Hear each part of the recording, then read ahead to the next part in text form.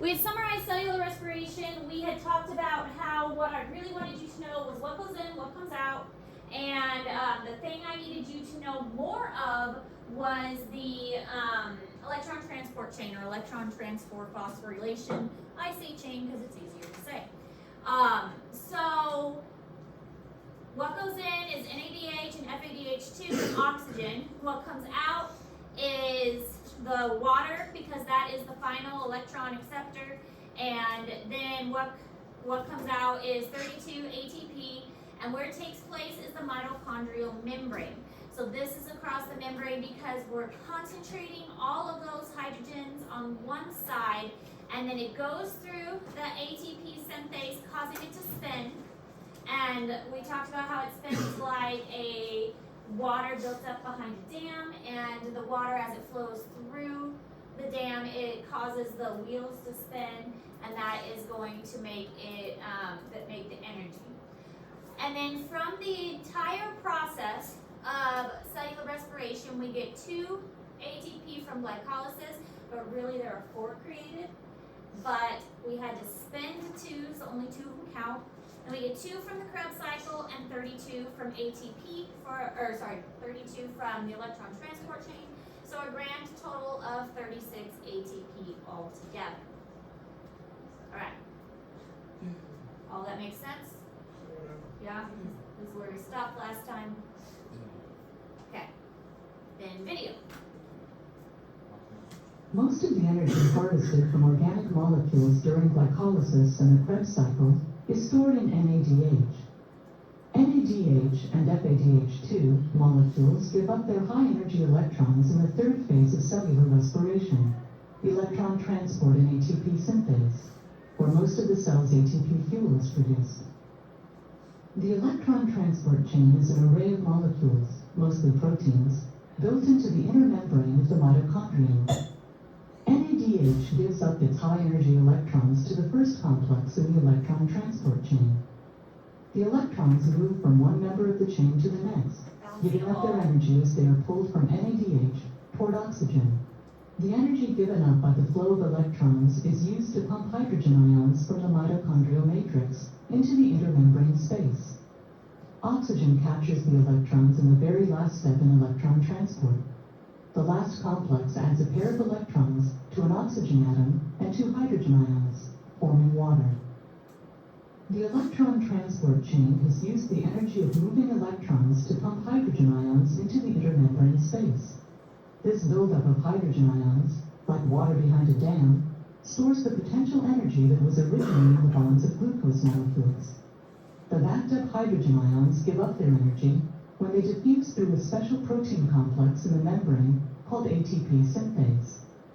As hydrogen ions flow down their concentration gradient, ATP synthase captures their energy to make ATP.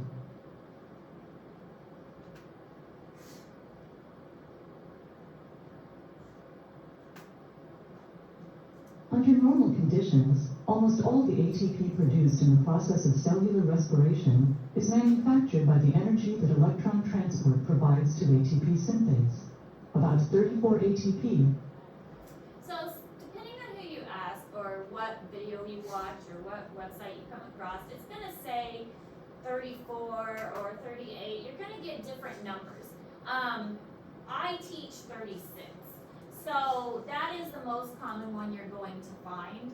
But sometimes you're going to hear 38, sometimes you're going to hear different numbers. 36 is the most common one. The reason you're going to get different numbers is for glycolysis, you get 4 ATP. Now sometimes people aren't going to, or they are going to count all 4 of those. But I don't count all 4 of them, I only count 2 of them.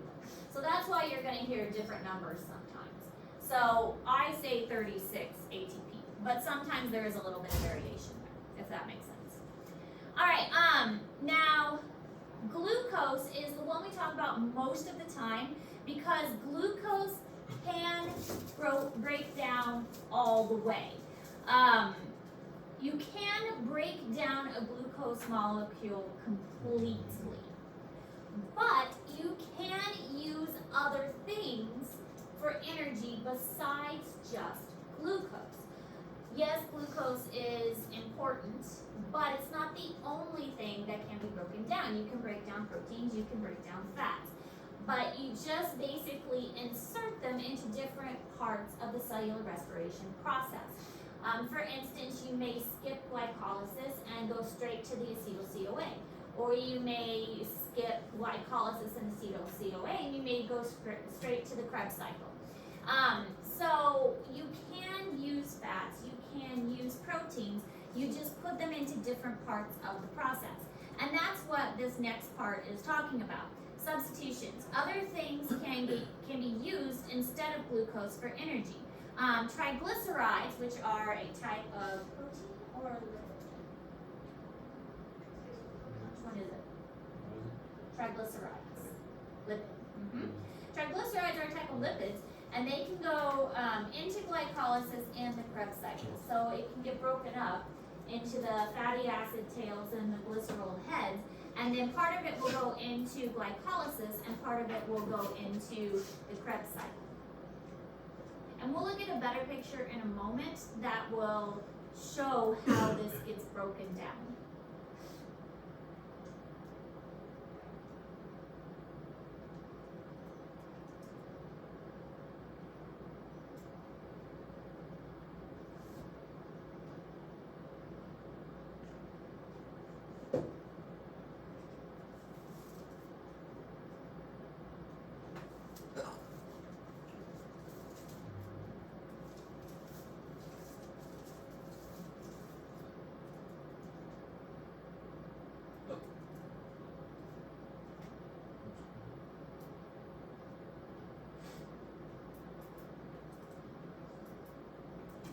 Alright, so proteins can be utilized as well. They can be used in the formation of new glucose.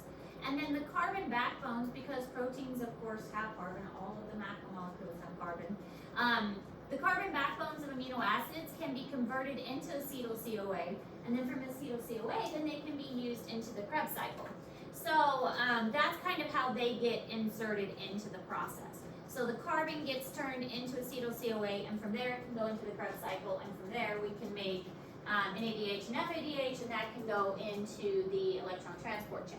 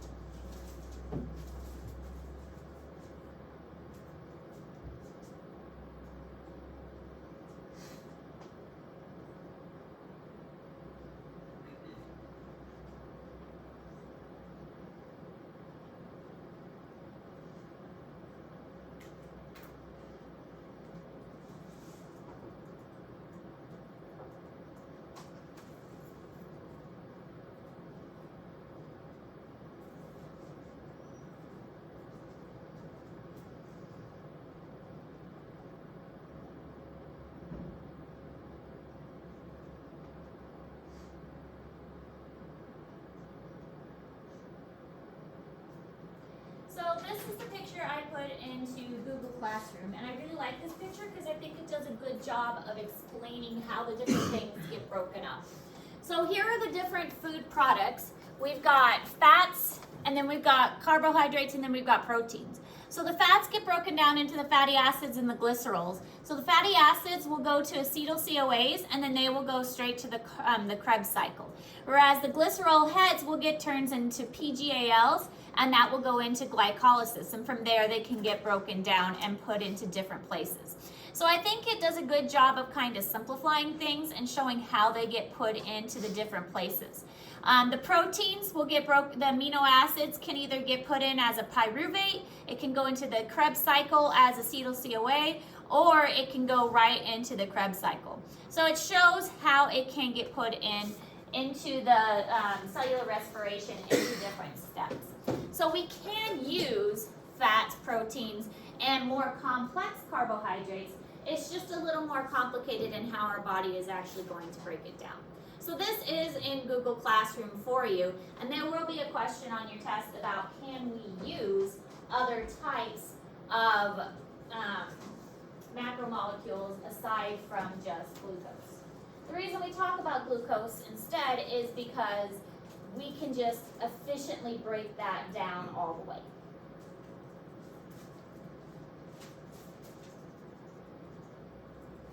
Okay, so now we're going to talk about minerals, which are an important part of the nutrition that our body needs. And so we've kind of covered the cellular respiration part, how we get the nutrients. Now we're going to talk a little bit more about the actual nutrients. This is really important for those of you who want to be like physical trainers or health athletes, because making sure the body gets the right nutrients is going to help athletes in the future. So minerals are the only group of nutrients that are inorganic. Do we remember the difference between organic and inorganic?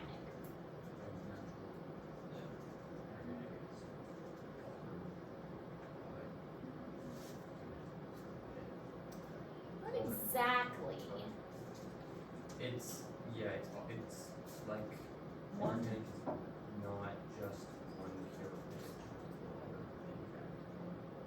What element does organic have that inorganic doesn't?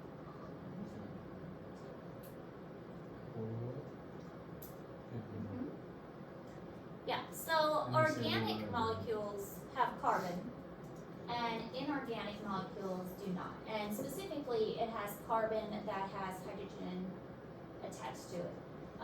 And even more specific, it's carbon in rings or chains that have hydrogen and oxygen. So with minerals, think more like the periodic table. So these are things that they're going to be like iron and zinc and potassium. Those are going to be like the minerals that your body needs. Now, vitamins are like vitamin D and vitamin C. I mean, they're more of an organic thing, and we'll talk about that in a little bit as well. But vitamins and minerals are usually things that we can acquire from a healthy diet if you are eating a good variety of things. If a person is eating a healthy variety of, especially fruits and vegetables, then you usually don't need supplements. But if you are not eating a healthy variety of foods, especially fruits and vegetables, then you might need supplements. It's all about paying attention to what you eat and making sure that you are eating your fruits and vegetables right. Because all food stems from photosynthesis and the nutrients that plants uptake.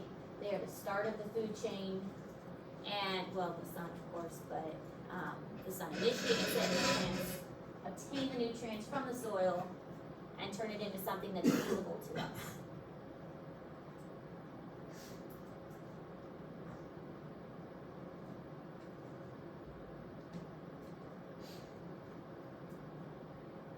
If you're eating healthy, you typically don't need supplements.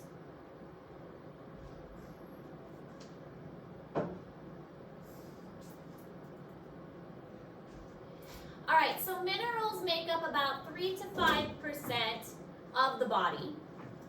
Of that 3 to 5%, calcium makes up about half of that. So calcium is the main one. So minerals are, a small portion overall, but calcium is the main one of that. And we're going to get into this a lot more when we talk about muscle movement, for one thing, because in order for your muscles to move and contract, calcium is necessary. Calcium binds to a receiver on the muscles that activates it. Without the presence of calcium, your muscles cannot move. If you do not have enough calcium in your body, your muscles cannot physically move. Because calcium exposes the heads that allow for muscle movement. So calcium has to be present. Calcium, of course, you know, is found in the bones. It makes for strong bones, but it also is a vitally important part of muscle movement. Phosphorus makes up about 1/4 of that. So phosphorus also important for muscle movement, bone strength, things like that. So calcium and phosphorus are the largest portion of the mineral content of the body. And again, think periodic table when you're thinking minerals. These are found on the periodic table.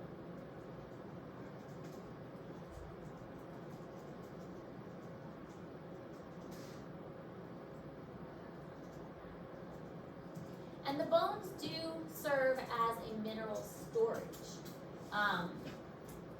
For instance, during pregnancy, if a mother is not getting enough calcium and phosphorus, the baby will take what it needs from the mother's body and will actually take it from the mother's bones and teeth. And I didn't have a lot of cavities until I had children, and now I had a ton of cavities after the babies. Because the babies will take what they need from the mother. They're like little leeches.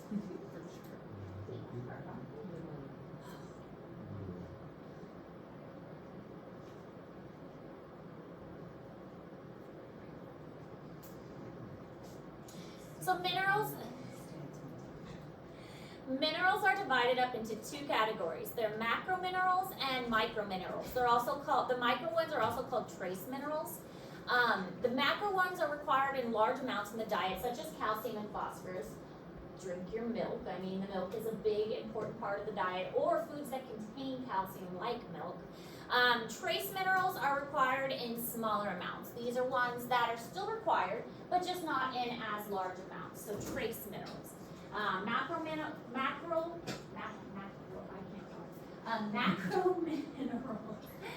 larger amounts. Micro minerals or trace ones, those are the ones that you still need, but just not as much. And we will talk about these in the future as well. When we talk about the cardiovascular system, iron is super important. When we had our blood drive, I was turned down because my iron was too low. I was anemic. My iron was too low. That means I did not have enough oxygen capability, because iron is required on red blood cells. The iron binds with the oxygen in order to make the blood more efficient at carrying oxygen. So I should have been taking more iron supplements before I tried to give blood. It happens a lot for me, actually.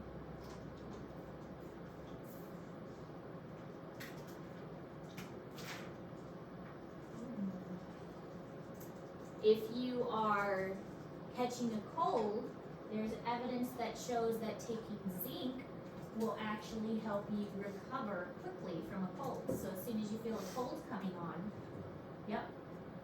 taking zinc helps.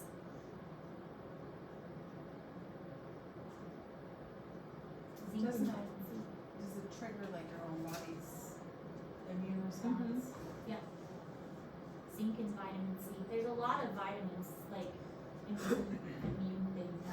immune supplements that include. I can't talk today. It's Tuesday. Monday. Yeah. Tuesday. I'm done. There's a lot of immune supplements that include vitamin C and zinc together now. Also, elderberry and echinacea are really good. You're seeing more and more elderberry coming out. All right, so this is in Google Classroom.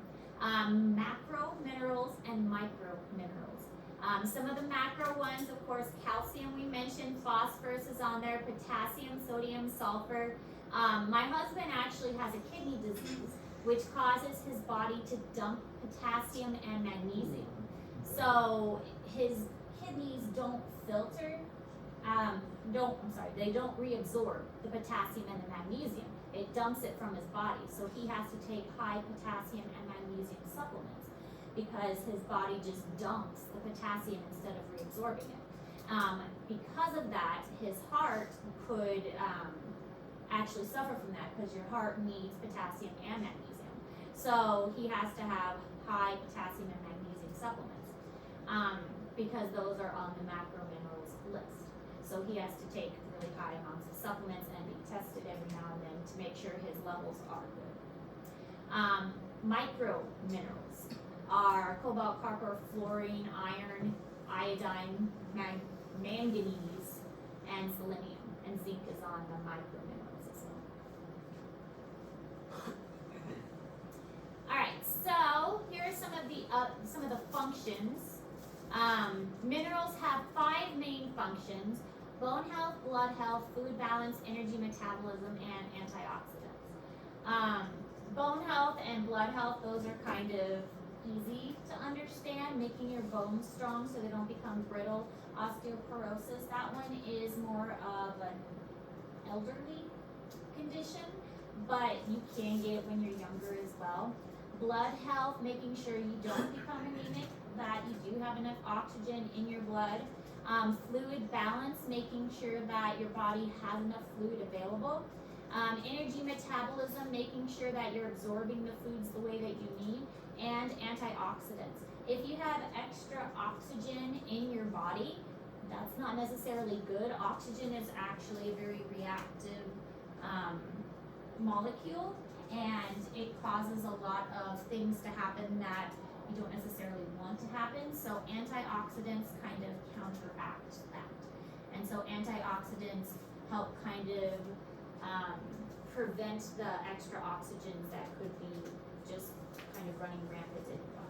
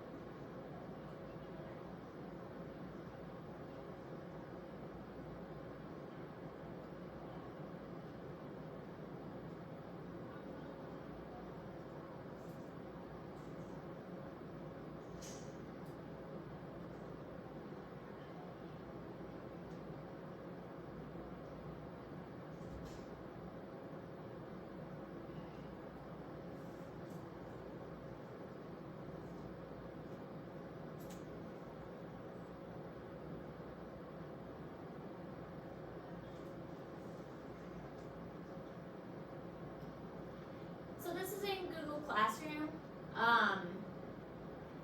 It was a lot of good information, and so I wanted to make sure you had it in Google Classroom. So minerals for bone health, the larger quantities that you needed were calcium, magnesium, and phosphorus, and in smaller quantities was fluoride. This especially was for your teeth. You need the fluoride for your teeth. So when we talk about bones, oftentimes teeth are included in this. You need calcium for your teeth, and you need fluoride for your teeth as well. Minerals for your blood, iron, zinc, and copper. That's why blood often has kind of a coppery taste. You have the copper in your blood as well. So for minerals for fluid balance in large quantities, sodium, potassium, and chloride, all of that would be in your blood. And then minerals for energy, sulfur, iodine, and chromium, and then antioxidants, selenium, because that works with vitamin E. And then that goes back to the vitamins, which we'll talk about in a moment. But this is all in Google Classroom, so you don't have to write this down. So here's another example of something that's in Google Classroom. This is the recommended amount that you should have daily. I believe it's daily. I can't read it from the top. Approximate amount in a, this is the amount in the adult's body. Okay. I was going to say that seemed a lot for daily. Yeah. Seemed an awful lot for daily. So in an adult body, the calcium is the most again, and then phosphorus next, and then potassium. And so manganese is down here in the milligrams, so not as much as these. So this is why these would be considered the micro minerals, and then the macro minerals, because we need more of those. Is it fair to say that most of that calcium is in the bone marrow or the bone? Yes. Yeah. So it serves as a storage deposit. So if we run out of calcium, our bodies will draw from our bones if we need it for extra. Again, like the number, and we'll talk about that in a little bit. Numbers will change based on periods of life. So like during pregnancy for a woman, it will change. During lactation for a woman, it will change. It'll What about, go like, down. menstrual cycle. Oh no. Blood may change, like Yeah, iron yeah. levels would change for that. But calcium I know goes up later in life for osteoporosis. It would go down, but you would need a supplement later in life to prevent osteoporosis. Look at that. Talking about calcium.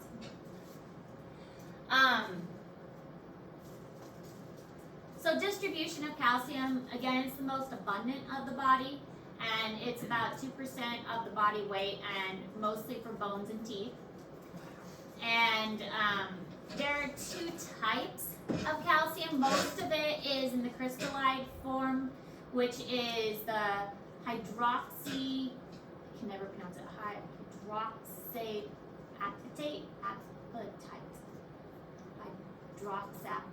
that word that I can't pronounce. And 1% of it is in the ionized form, which is kind of like a body fluid.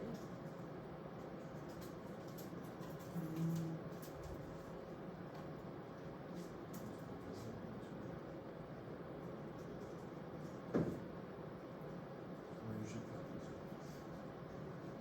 Do you have these? No. The singing? Or- Yes.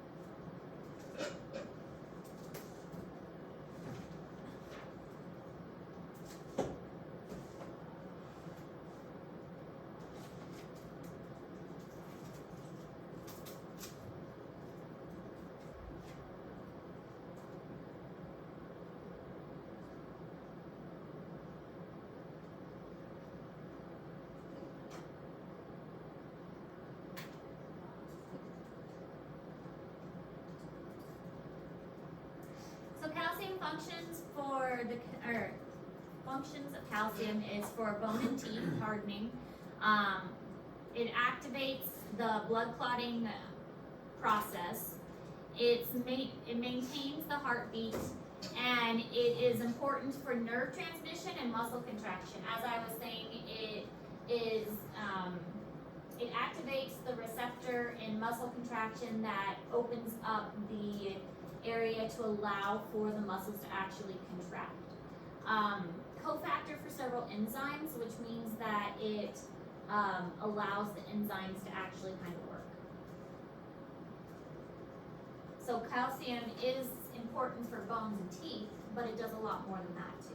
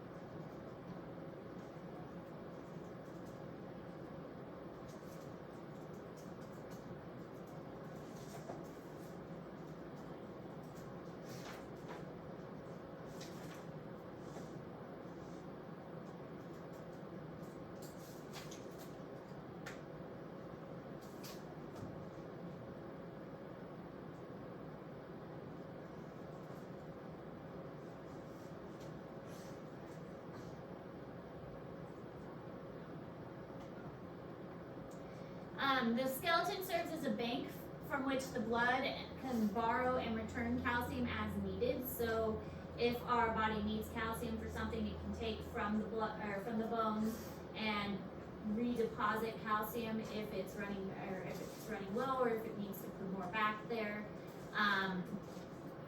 This is all regulated by hormones, and the gland that regulates this is the parathyroid, or the hormone that regulates this is the parathyroid hormone, and the calcitonin is another hormone that does this.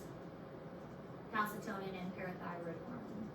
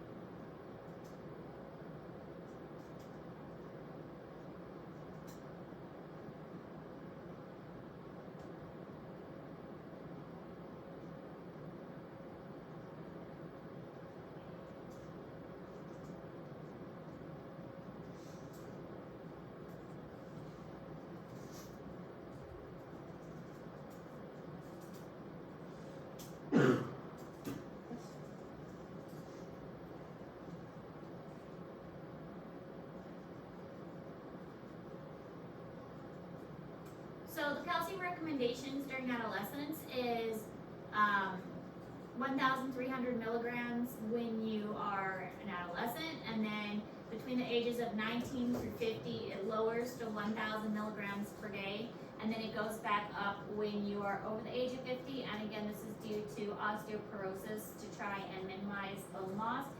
Bones become much more brittle when you are older. I'm sure you've heard of people falling over and breaking the hip or something like that. And that's true because the bones become much more brittle with the loss of calcium, and it's easier for bones to break, and then it's harder for those bones to heal once they do break. And so it becomes a major concern because older individuals do become less mobile and difficult for them to move around, and much more easier for them to become injured. So it's important to increase the calcium intake.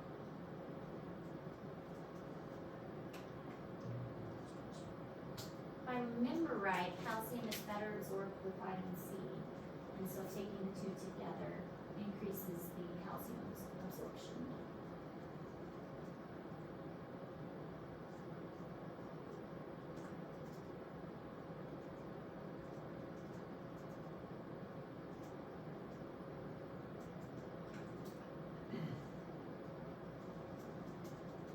So for your guys' age, you probably shouldn't have to worry about calcium supplements. Just eat healthy, make sure you're eating cheese pizza every now and then.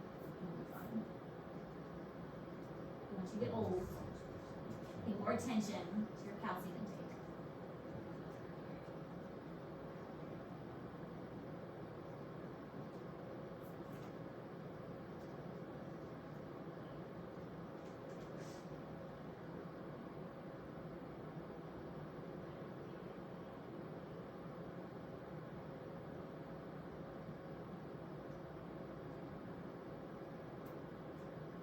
Probably this stuff. When we get to calcium, and then we'll stop after calcium.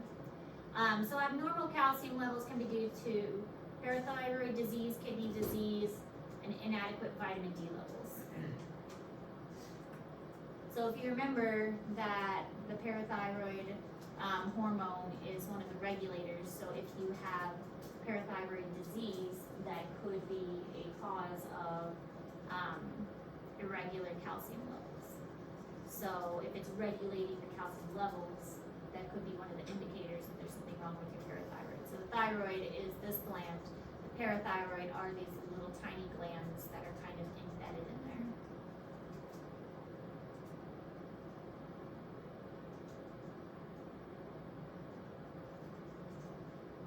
And then there's lots of different kinds of kidney disease that could trigger it.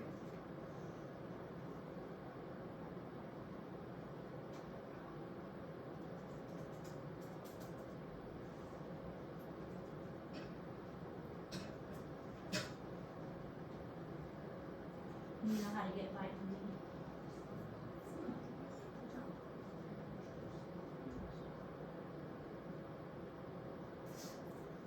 Alright, we'll stop there. We'll come up, we'll continue with phosphorus tomorrow, what those help drinks, so we'll stop there for today. Any questions about that? Nope.